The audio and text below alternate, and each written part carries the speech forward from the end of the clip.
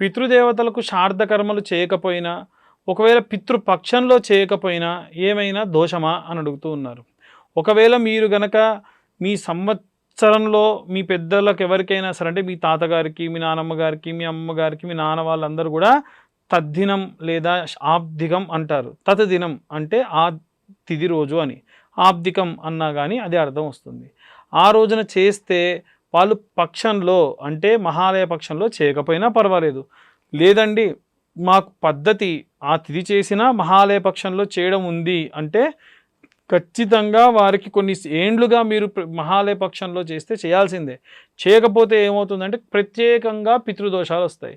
దానివల్ల మీ ముందు ముందు తరాల్లో ఆడపిల్లలు, మగపిల్లలని లేకుండా, సంతానమే లేకుండా చాలా రకాల ఇబ్బందులు పడడము, లేదా అంగవైకల్యంతో పిల్లలు పుట్టడము, లేదా సరైనటువంటి ఆయుర్దాయం లేకుండా అర్ధాంతరంగా చనిపోవడము, ఇలాంటివన్నీ జరుగుతాయి. కాబట్టి ఎట్టి పరిస్థితుల్లో పితృదేవతలకు పెట్టేటువంటి శ్రాద్ధకర్మలను లోపించకుండా శ్రద్ధగా పెట్టాలి. శ్రద్ధగా చేసేటువంటి తిథి కాబట్టే శ్రాద్ధము అని కూడా అంటూ ఉంటారు. కాబట్టి విశేషంగా ఆ కార్యక్రమాలన్నీ చేయండి, అశ్రద్ధ చేయకండి.